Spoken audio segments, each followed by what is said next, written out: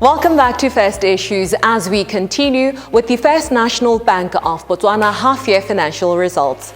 First National Bank of Botswana Chief Financial Officer Luke Woodford joins us now. He starts off by giving us a brief overview of the half-year financial results. I think it is important to give some context to the environment that we've been operating in for the year. We have seen worldwide tourism has dropped. As Fnbb is a primary banker to the tourism industry in Botswana, we've obviously experienced some decline in our tourism revenues in the foreign exchange space, as well as in some pressure on our lending book into that industry.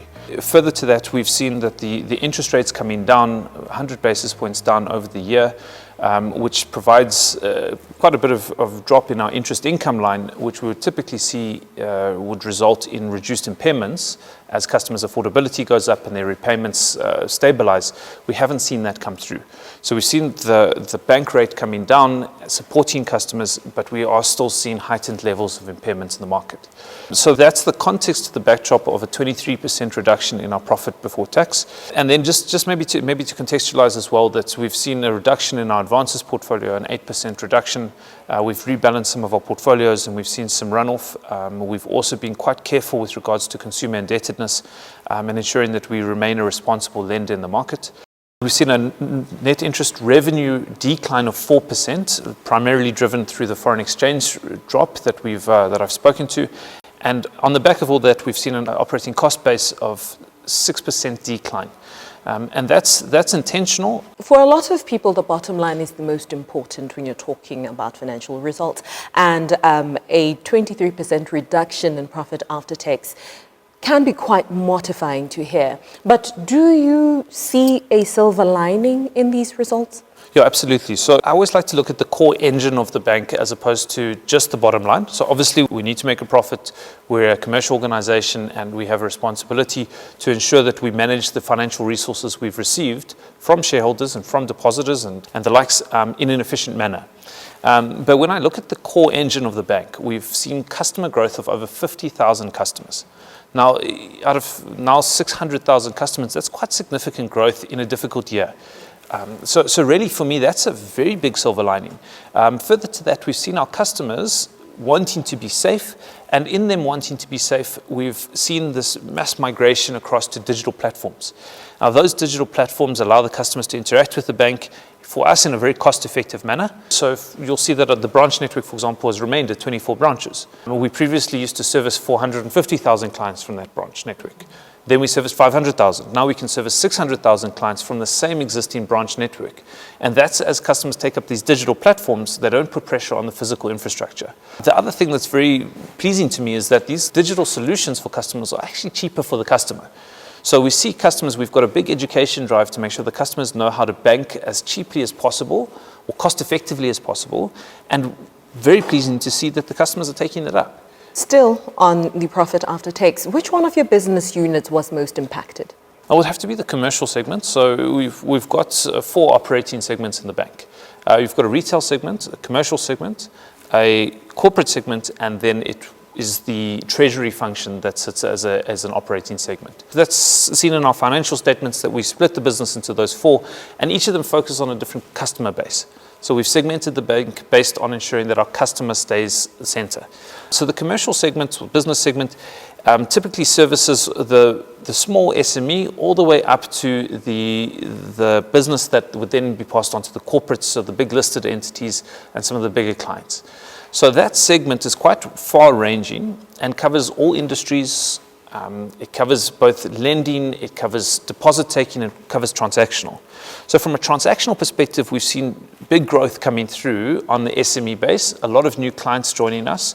We still have quite significant exposure into the commercial market from an advances perspective, and that has come under stress. So there's been some cash flow constraints across various industries, and as such, you'll see that in the commercial results having dropped year on year.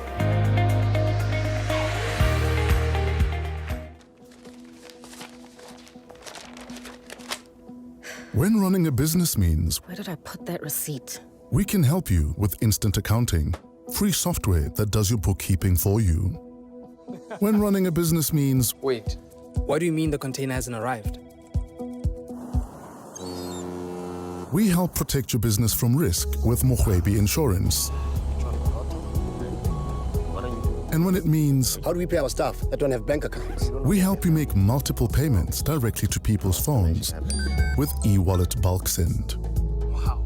At Fnbb, we're constantly innovating to help business owners at every stage of their journey.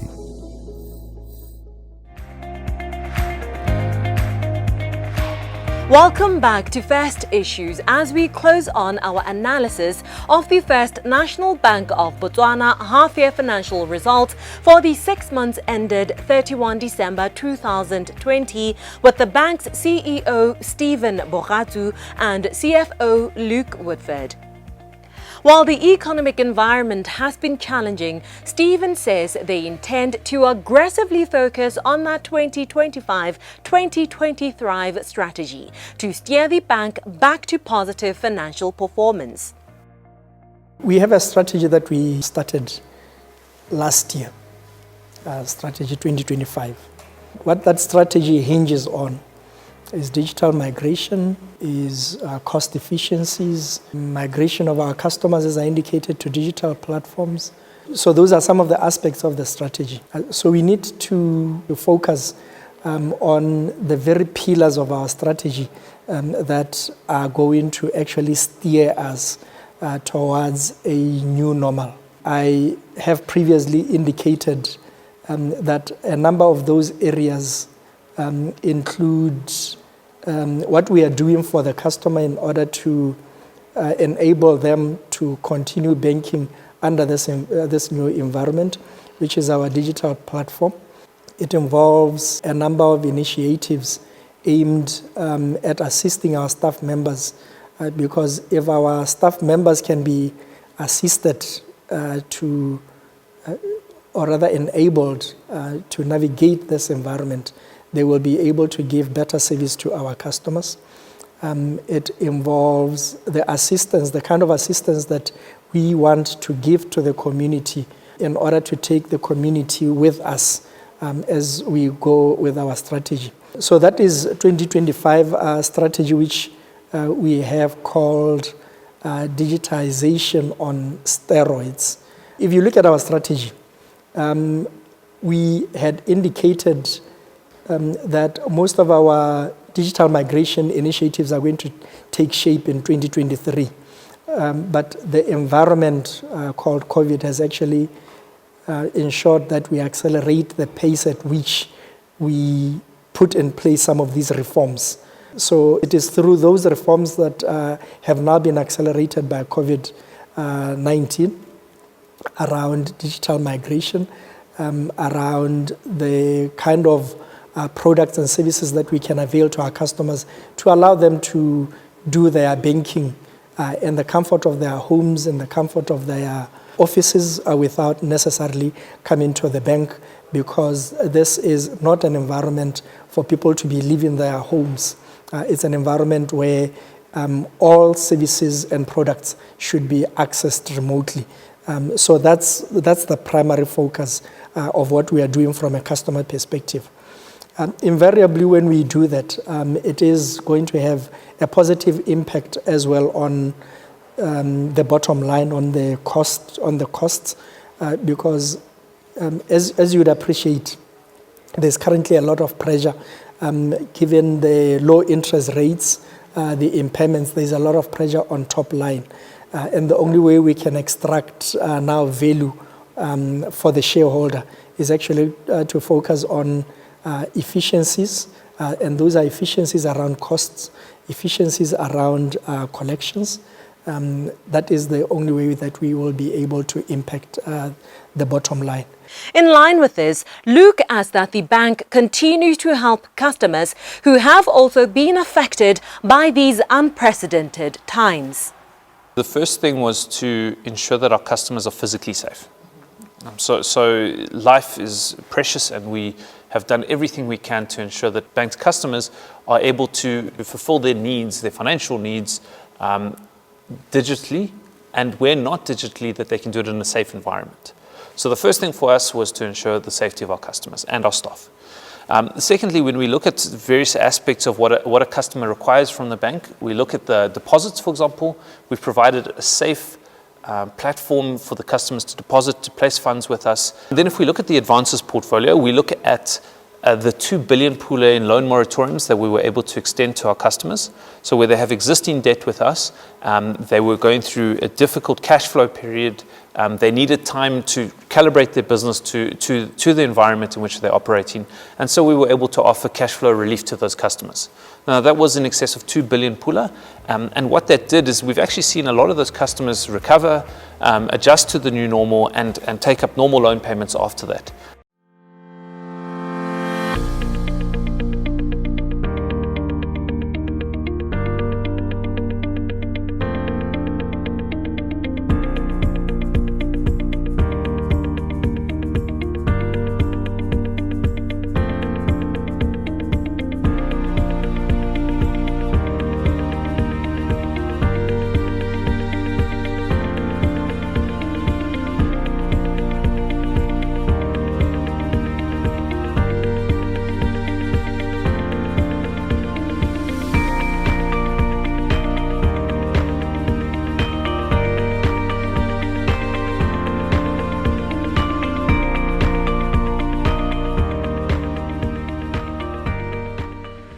Well, that is all that we had for you for this week's installment of First Issues. Until next time, from me, Bonasa Hongwenya, and the rest of the First Issues team, good night.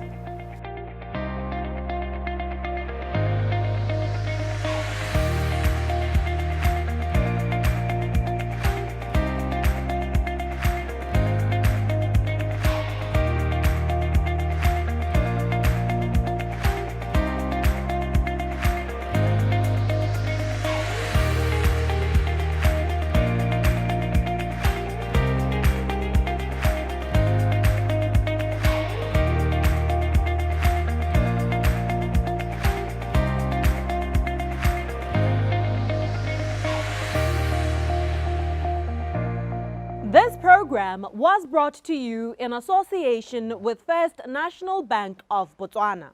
FNB, how can we help you?